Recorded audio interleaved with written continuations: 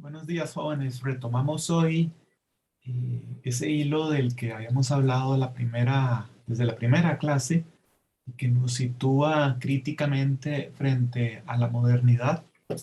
Hoy, pues, incorporando una crítica propia del feminismo. El feminismo es, como sabemos, un movimiento muy diverso, muy amplio. Es una familia con muchos clanes y subclanes y en buena medida se distingue por el modelo de sociedad y relación entre géneros que ha propiciado la modernidad. Pues bien, hoy presentamos, o empezamos a presentar, porque vamos a tratar este tema a lo largo de 2 clases, un enfoque crítico de la modernidad a partir de cómo las mujeres han sido excluidas del contrato. El contrato social, esa figura ficticia, pero muy importante dentro de la filosofía política contemporánea, y que se nos había presentado o se nos presenta en la mayoría de lecturas, de perspectivas, como una posibilidad de garantizar la seguridad y la libertad de los individuos, pero que a partir de la perspectiva de la autora que analizamos hoy, pues es eh, un fenómeno que más bien propicia, ¿verdad? Una invisibilidad de las mujeres. Voy a compartir pantalla para incorporar la filmina que pues, estaremos desarrollando, analizando el día de hoy, que nos va a servir para presentar la materia del día de hoy. Bien, esta autora, Carol Paterman, ya se me perdió el libro, pues escribe este texto, El contrato sexual. Y su primera tesis es que la desigualdad entre los sexos, ¿verdad? Salarios más bajos, violencia de género, acoso sexual, comentarios sexistas, falta de reconocimiento social, etcétera, es un producto de la especial reorganización patriarcal de la modernidad. Eh, Pretende entonces Pateman desmitificar una de las premisas básicas de la doctrina contractualista clásica, a saber, el concepto universalista del individuo por naturaleza libre e igual. Pateman quiere cuestionar, ¿verdad?, esa premisa, pues que se ha eh, eh, consolidado como una verdad, ¿verdad?, entre comillas, ¿verdad?, que prácticamente nadie cuestiona.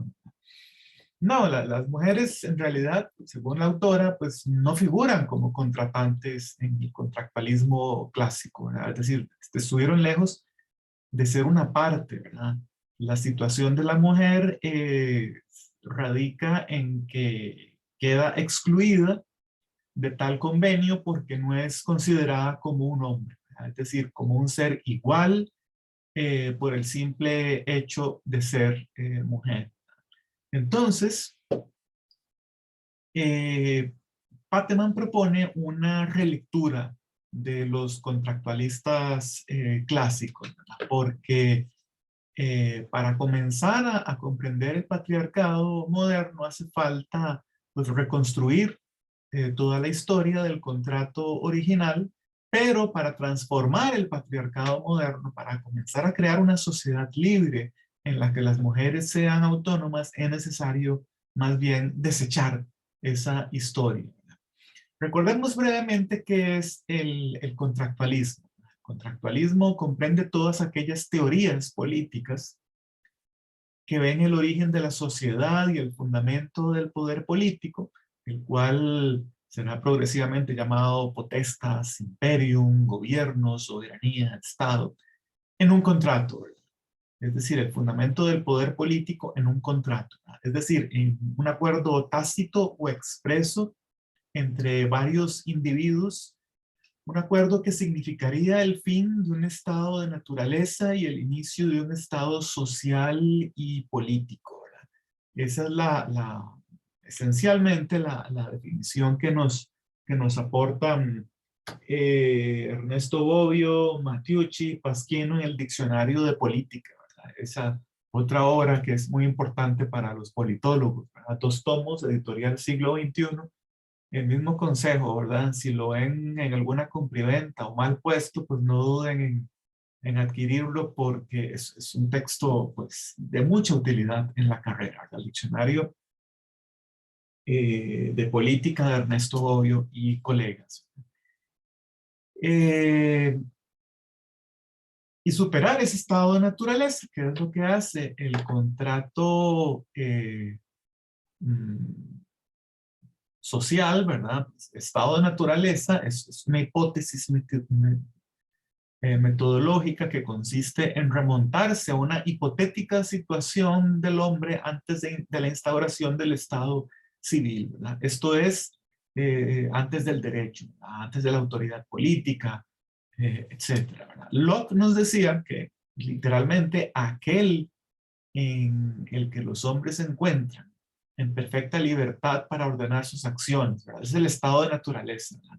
Y disponer de sus posesiones y personas como les parezca adecuado, ¿verdad? Dentro de los límites únicamente de la ley de la naturaleza.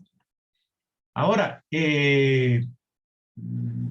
Fatman hace referencia entonces a esa natural invisibilización de la mujer, que la mujer no haya tenido presencia en la vida política pues hasta hace unas décadas, en realidad no es una novedad, estaría entonces intrínsecamente ligado a esta invisibilización de las mujeres en el contrato.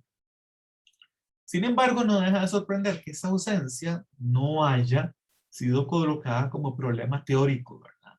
Tanto desde la academia como desde el mundo político, si bien hasta bien entrado el siglo XX, ¿verdad? Es decir, Fatman se plantea algo que viene a ser muy sensato, ¿verdad? Porque hasta ahora es que hay una percepción de la invisibilización de las mujeres en la elaboración del contrato y en un montón de otras dimensiones de la política. Bueno, sabemos que esto ha pasado en parte porque cuando hablamos de los sujetos, ¿verdad? Hablamos de hombres, ¿verdad? Hablamos de individuos, ¿verdad? Y de hombres o de individuos se habla en los textos clásicos. Ahora lo leemos con sentido genérico y universal, ¿verdad? Como inclusivos a todo el mundo, pero es una mala interpretación, ¿verdad? Es decir, hay que leer los textos de los clásicos de manera literal, ¿verdad? Cuando hablan de hombres, están pensando en hombres, casi el 99% de las veces. Es decir, como varones, no como hombres en el sentido de género humano, ¿verdad? Es decir, como alguna lectura entonces benevolente quisiera presentar. Esto es una mala interpretación, dice Fatman. Los teóricos clásicos del contrato, con una notable excepción, probablemente Hobbes, arguyeron que la libertad natural y la igualdad eran derecho de nacimiento de un sexo, ¿verdad? Los varones. Solo estos nacerían libres e iguales, tal y como se desprende, por ejemplo, en la obra de Locke, ¿verdad? Entonces, ese contractualismo parte de una concepción antropológica que excluye y subordina unos seres a otros. Las mujeres, concretamente. Bueno, entre otros individuos, ¿verdad? Estamos hablando también de los que no eran blancos, libres, propietarios, etc. Pero aquí estamos hablando de las mujeres, a quienes no se les consideraba individuos autónomos propiamente dichos, aunque se afirmara su capacidad de consentir el matrimonio, ¿verdad? Estar de acuerdo en el matrimonio, ¿verdad? Institución a través de la cual se las incluía en la sociedad civil. Y bien, entrando ya en materia del texto, obviamente nosotros pues hemos leído una parte, hoy vamos a analizar una primera parte y bueno, esta primera parte nos presenta la forma en que se plantea ese contrato originalmente. La historia más política más significativa e influyente desde la modernidad se encuentra en los teóricos del contrato social, ¿verdad? La historia o la historia conjeturada cuenta cómo se creó una nueva sociedad civil y una nueva forma de derecho político a partir de un contrato original.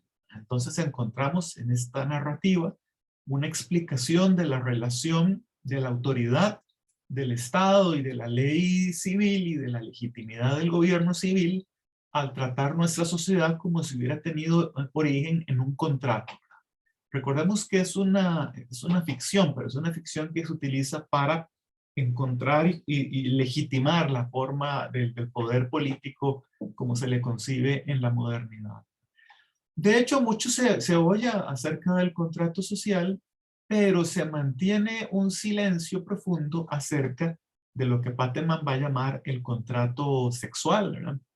La historia del contrato sexual es también una historia de la génesis del derecho político. Es decir, también es una historia que explica, ¿verdad? Es una historia de la génesis del derecho político y explica por qué es legítimo el ejercicio del derecho, pero esta es una historia sobre el derecho político como derecho patriarcal o como derecho sexual. Es decir, el poder de los varones que ejercen sobre las mujeres, sobre lo que Pateman llama la desaparecida mitad de la historia, y que señala cómo se establece una forma moderna y específica de patriarcado. De manera que la nueva sociedad civil creada a través de un contrato originario es un orden social patriarcal. Pero esto no se nos dice, ¿verdad? Esto no aparece en los textos de los clásicos, ¿verdad? Eso está implícito, aunque invisibilizado, ¿verdad? Ciertamente se le presenta más bien como una historia sobre la libertad. Pero otras interpretaciones que tienen en consideración eh, historias conjeturales acerca del estado de naturaleza en los textos clásicos mantiene que los hijos ganan su libertad cortando su sujeción al padre, ¿verdad? Y reemplazando la ley del padre por un gobierno civil, ¿verdad? Esa es la narrativa convencional. Así el derecho político como derecho paterno es inconsistente con una sociedad civil moderna. En esta versión de la historia se crea la sociedad civil por medio de un contrato originario, una vez que la ley paterna o patriarcal es derrocada. Por lo tanto, el nuevo contrato civil aparece como antipatriarcalista o pospatriarcalista, ¿verdad? Aparece, ¿verdad? Pero solo en eso, solo en apariencia. Estas lecturas convencionales de las historias del pensamiento político evitan mencionar que está en juego mucho más que la libertad. La dominación de los varones sobre las mujeres, este es el punto fundamental, y el derecho de los varones a disfrutar de un igual acceso eh, ¿cómo podríamos llamar? De un acceso sexual a las mujeres, es uno de los puntos en la firma del pacto original. El contrato social es entonces una historia de libertad. El contrato sexual es una historia de sujeción. Es decir, aquí estamos hablando de libertad y de dominación. ¿Dominación de qué? De una mitad despreciada de la historia, nada más y nada menos que las mujeres. Entonces, esa libertad civil no es una libertad generada a partir del contrato, no, formalmente, al menos, no es una libertad universal. La libertad civil plasmada en el contrato social es un atributo masculino y depende, sigue dependiendo del derecho patriarcal, tal y como este se manifiesta en la modernidad. ¿Cierto? Los hijos destronan al padre, no solo para ganar su libertad, sino para asegurarse a las mujeres para ellos mismos. Su éxito en esta empresa se relata en la historia del contrato sexual. El pacto originario, en tanto un pacto sexual, un contrato como un contrato social, es sexual en el sentido de que es patriarcal. Es decir, el contrato establece el derecho político de los varones sobre las mujeres. Y es sexual en el sentido de que establece un orden de acceso de los varones al cuerpo de las mujeres. Los teóricos políticos raramente nos presentan eh, este relato, ¿verdad? Este es un relato oculto, implícito, ¿verdad?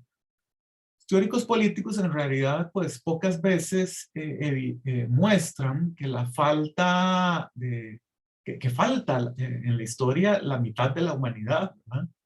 Eh, o tampoco nos dicen que la sociedad civil es patriarcal, ¿verdad?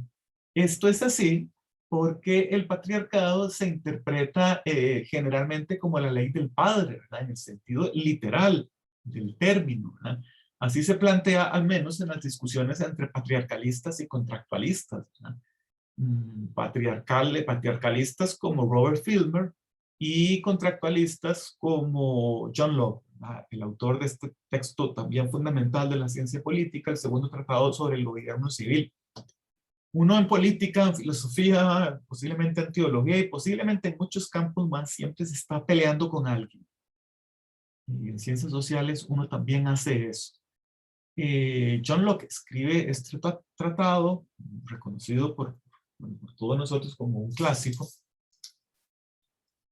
para pelearse o para refutar lo que previamente ha dicho Sir Robert Filmer, ¿verdad? En este texto, Patriarca o el derecho natural de los reyes, ¿verdad? Que patriarca derivaba desde la época desde Adán y que justificaba de alguna forma el poder de los reyes, una cosa que es evidentemente algo cuestionado en el segundo tratado del gobierno civil, ¿verdad? Si Robert Filmer sostenía que el poder político era poder paterno y que el poder procreativo del padre era el origen del derecho político. Del otro lado de la acera, Locke y sus seguidores en la teoría contractual van a insistir en que el poder paternal y el poder político no son lo mismo, ¿verdad?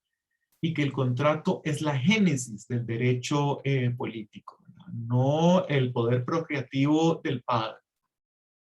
Como sabemos, en este debate se imponen como victoriosos los contractualistas. Y una vez más, una parte crucial de la historia se pasa por alto y el verdadero origen del derecho político se pierde, ¿no? Según Pateman. En su ataque al derecho paterno, los teóricos contractualistas no tuvieron intención, en realidad, de cuestionar el derecho patriarcal. En lugar de ello, incorporaron el derecho conyugal en sus teorías y al hacerlo transformaron en la ley del derecho sexual del varón en su forma contractual moderna. El patriarcado hace mucho ha dejado de ser paternal. La sociedad civil y moderna no está estructurada según el parentesco y el poder de los padres, ¿verdad? Como modelo que defendía Filmer en su momento. En el mundo moderno, las mujeres están subordinadas a los hombres en tanto que hombres, en tanto que varones, o a los varones en tanto su fraternidad, la fraternidad que tienen entre ellos. Entonces, el contrato original tiene lugar después de la derrota política del padre y crea un patriarcado fraternal moderno. Pero entonces, al final, el patriarcado solo cambia de forma, pero se mantiene. La historia del contrato social, como sabemos, es considerada como una explicación de la creación de la esfera pública, de la libertad civil, ¿verdad? Es decir, es la forma en que aparece una narrativa en la que aparece legitimada esta esfera pública de la libertad civil, ¿verdad? La otra, la historia privada, ¿verdad? No es vista como políticamente relevante. ¿Cuál historia privada? Esa historia a partir de la creación de un contrato sexual, pues que subordina a las mujeres. Y de hecho, con mucha regularidad, parece que el contrato sexual y el contrato social pues serían dos contratos separados, ¿verdad? Si bien de alguna forma relacionados, ¿sí? Y que el contrato sexual estaría ligado más que todo a la esfera privada. Entonces, el patriarcado parece no tener relevancia en la esfera pública, ¿verdad? Por el contrario, el derecho patriarcal sí está presente y se extiende a la sociedad civil. Las dos esferas de la sociedad civil son a la vez separadas e inseparables. Pero en el ámbito público no puede ser, pero el ámbito público no puede ser comprendido por completo en ausencia de la consideración a lo que pasa en la esfera privada. El modo en que la dominación patriarcal se diferencia de otras formas eh, de dominación en las postrimerías del siglo XX se aclara una vez que el contrato sexual ha sido rescatado de su olvido, ¿verdad? Que es lo que quiere nuestra autora precisamente, ¿no? De hecho, las feministas han señalado las peculiaridades del contrato matrimonial desde hace por lo menos siglo y medio, ¿verdad? Aunque con poco éxito. Los comentarios corrientes de las historias clásicas del contrato originario generalmente no mencionan que las mujeres están excluidas del pacto originario. Eh, los hombres realizan el contrato original. Se omite el punto crucial de que tales habitantes estaban sexualmente diferenciados, ¿verdad? Es decir, en el momento en que se crea el contrato, hay una diferenciación sexual de los seres humanos. Y en todos los autores clásicos, con la excepción de Thomas Hobbes, se sigue una diferencia en la racionalidad debido a la diferencia sexual natural. Es decir, la diferencia sexual natural tiene que ver también con una diferente racionalidad.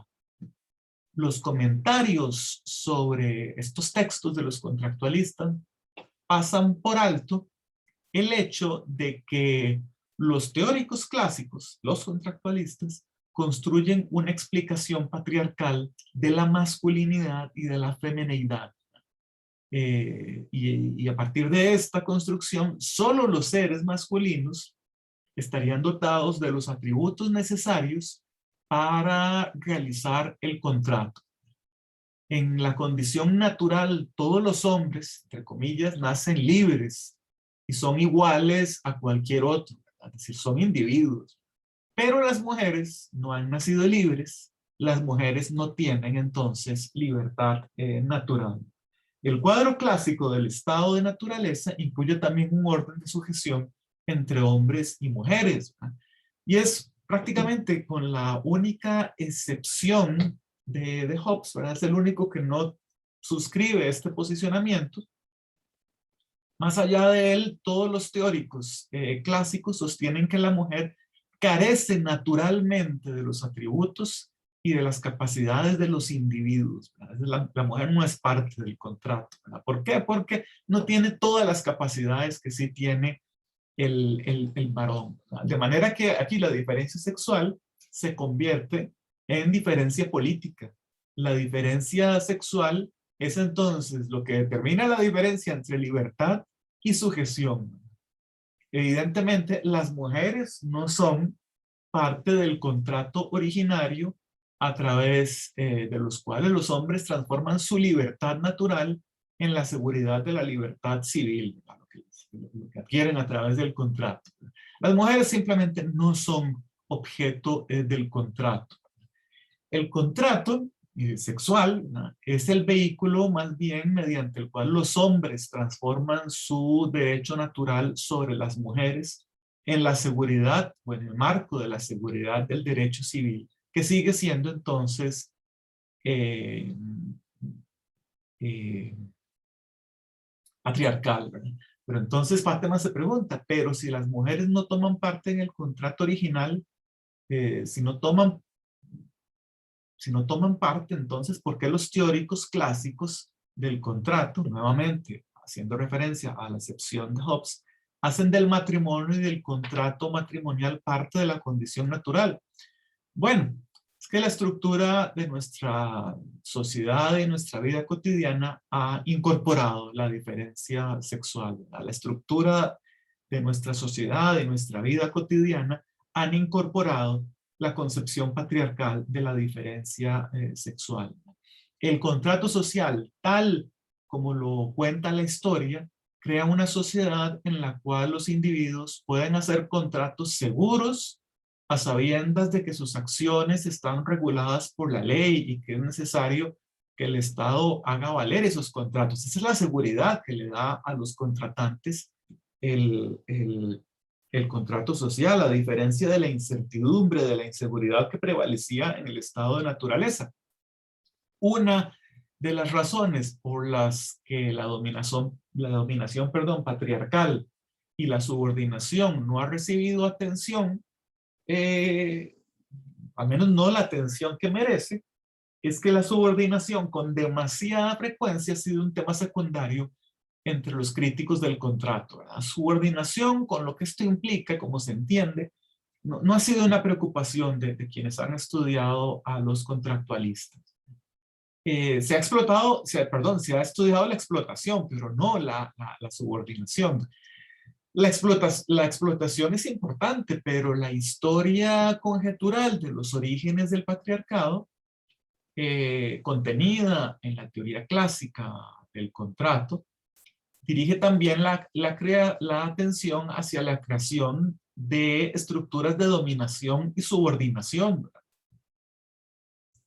que están ahí presentes también, que merecen atención, ¿verdad? Los capitalistas pueden, por ejemplo, explotar a los trabajadores y los esposos a las esposas porque los trabajadores y las esposas se constituyen en subordinados a través del contrato del empleo o del contrato del matrimonio. El genio de los teóricos del contrato ha sido presentar ambos, el contrato original y los contratos reales, como ejemplificando y asegurando la libertad del individuo, pero en realidad esta es la trama falsa que es necesario desenmascarar, ¿verdad? En la teoría, el contrato, en la teoría del contrato, pues la libertad universal es siempre una hipótesis, una historia, una ficción política, ¿verdad? El contrato siempre genera un derecho político en forma de relaciones de su dominación y subordinación. Y Rousseau fue uno de los que critica a los teóricos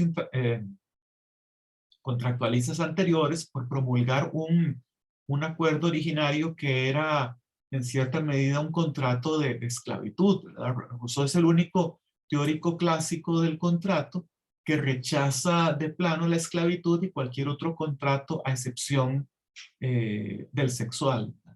La subordinación patriarcal es central en las teorías de todos los escritores clásicos, ¿verdad? Pero ha sido descuidada por completo por los teóricos y activistas radicales, es decir, los críticos, ya sean liberales o socialistas, ¿verdad? Mientras que las voces de las feministas han sido o han continuado siendo despreciadas. Los críticos socialistas e incluso los anarquistas, ¿verdad? Los críticos socialistas y anarquistas de la doctrina contractualista denunciaron ciertamente las limitaciones de la igualdad jurídica formal en una sociedad desigual, ¿verdad? Es decir, las condiciones reales, ¿verdad?, y materiales de los supuestos contratantes no eran las mismas, ¿verdad? Pero viene a ser el resurgimiento del movimiento feminista, organizado a finales de los años 60, el que ha puesto en boga de nuevo en el marco de estas discusiones el tema del patriarcado. No hay consenso sobre el significado de patriarcado, ¿verdad? Y dice Paperman que los debates en torno a la definición están contaminados, ¿verdad? Porque están viciados por precisamente interpretaciones patriarcales. Patriarcado literalmente, eh, es decir, patriarcado como visto como sinónimo de estatus de la famosa caracterización de la transformación del viejo mundo en el nuevo como movimiento del estatus del contrato, tal y como lo planteaba Sir Henry Maine, en un marco en el que el contrato pues obtiene su significado de libertad en contraste y en oposición al orden de sujeción o estatus de ese mismo patriarcado. La percepción de la sociedad civil como un orden postpatriarcal depende también de la inherente ambigüedad del término sociedad civil. Es decir, eh, al igual que patriarcado, el concepto patriarcado, también el de sociedad civil sería ambiguo, ¿verdad? Desde una perspectiva, la sociedad civil es el orden contractual que sigue al orden premoderno del estatus o el orden civil de un gobierno limitado constitucionalmente que reemplaza al absolutismo político.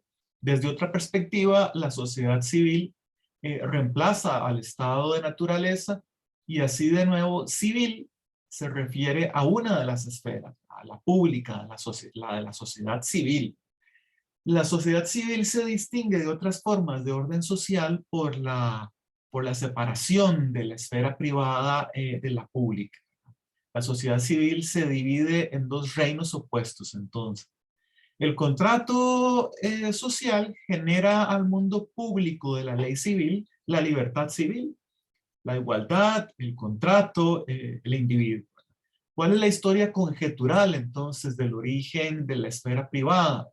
Bueno, para comprender el cuadro que hace cualquier teórico clásico, tanto de la condición natural como del estado civil, ambas deben ser consideradas juntas. Natural y civil son a la vez opuestas y mutuamente dependientes. Las mujeres claramente no toman parte en el contrato originario, pero no permanecen en el estado de naturaleza, ¿verdad? Esto frustraría el propósito del contrato civil, ¿verdad? Es decir, el contrato no las deja, no las incorpora, pero no las deja en el estatuto anterior, ¿verdad?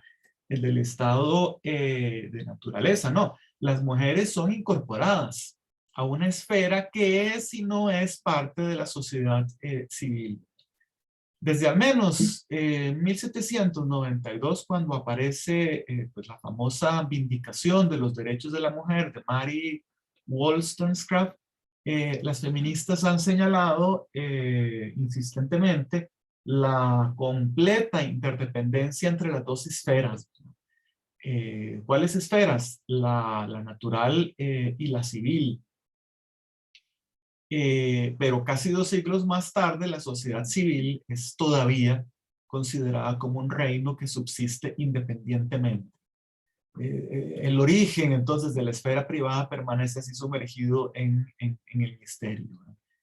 Es preciso enfatizar que el contrato sexual no está solo asociado a la esfera privada. El patriarcado no es meramente familiar ni está localizado en la esfera privada. El contrato original crea la totalidad de la sociedad moderna, tanto civil como patriarcal. Los hombres traspasan la esfera privada y la pública y el mandato de la ley del derecho sexual masculino que abarca ambos reinos.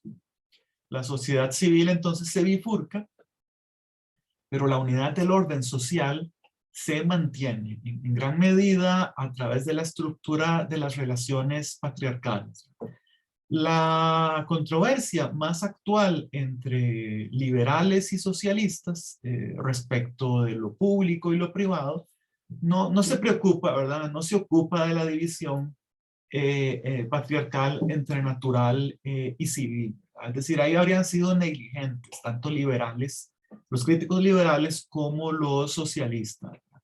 La esfera privada es olvidada, de manera que lo privado se desliza dentro del mundo civil y de la división de clases entre privado y público. El público en general reconoce incluso el término pues, contrato social porque lo ha utilizado para referirse a las relaciones que se establecen entre el gobierno, el trabajo y el capital en el reino civil. Durante la década,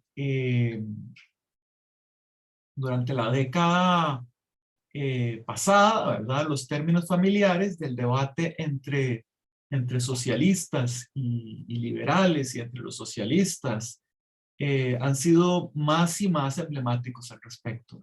Las feministas han mostrado cómo los contrincantes de estos prolongados debates entre liberales y socialistas, con frecuencia enfrentándose agriamente unos contra otros, tienen sin embargo algunos supuestos en común, ¿verdad? El presupuesto fundamental es que la separación patriarcal de la esfera privada natural del reino público civil es irrelevante para la vida política, ¿verdad? Es decir, hay una invisibilización de esta relevancia, ¿verdad?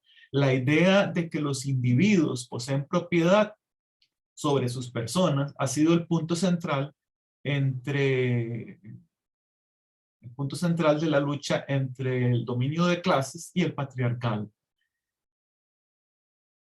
Hoy en día, no obstante, muchas feministas parecen percibir incluso solo las ventajas del clima político actual de convertir demandas feministas a términos contractuales y no reconocen, hay aquí una crítica entre feministas, no reconocen estas otras feministas que el individuo como propietario es el pivote sobre el cual gira el patriarcado. Un contrato civil de esclavitud no es significativamente diferente de cualquier otro contrato. Los trabajos, por ejemplo, de Michel Foucault pueden sugerir que la historia del contrato sexual generará una visión del poder, la dominación que permanece anclada en la vieja formulación jurídica centrada en nada más que la enunciación de la ley y en el funcionamiento de los tabúes. Narrar la historia del contrato sexual es mostrar cómo la diferencia sexual, que es ser hombre o mujer, y la construcción de la diferencia sexual como diferencia política, es un punto central para la sociedad civil. El feminismo pues ha estado permanentemente interesado por la diferencia sexual y las feministas se enfrentan ahora pues a una trama más intrincada, ¿verdad? En el patriarcado moderno, la diferencia entre los sexos se presenta como la quinta esencia, ¿verdad?, de la diferencia natural. El derecho patriarcal de los varones sobre las mujeres se presenta como reflejo propio del orden de la naturaleza. ¿Cómo entonces deberían actuar las feministas para abordar la diferencia sexual, ¿verdad? Bueno, para Pateman, la respuesta feminista adecuada, entonces, pareciera ser trabajar en favor de la eliminación de toda referencia a la diferencia entre varones y mujeres en la vida política. Es decir, por ejemplo, que todas las leyes y políticas deberían ser genéricamente neutrales. Tal respuesta supondría que los individuos pueden ser separados de cuerpos sexualmente diferenciados. La doctrina del contrato se basa en la misma presunción para sostener, para enunciar que los ejemplos de contrato que implican la propiedad de las personas establecen relaciones libres. El problema es que el presupuesto se fundamenta en una ficción política. Sin embargo, el patriarcado moderno no está sustentado en el primer término y sin más, que es la sucesión familiar de las mujeres. Como sabemos, esto tiene una connotación distinta al patriarcado en la modernidad. Bien, lo vamos a dar aquí y vamos a terminar este tema en su segunda consideración en clase, pues la próxima semana. Por su atención, muchas gracias, jóvenes, y que tengan una linda tarde.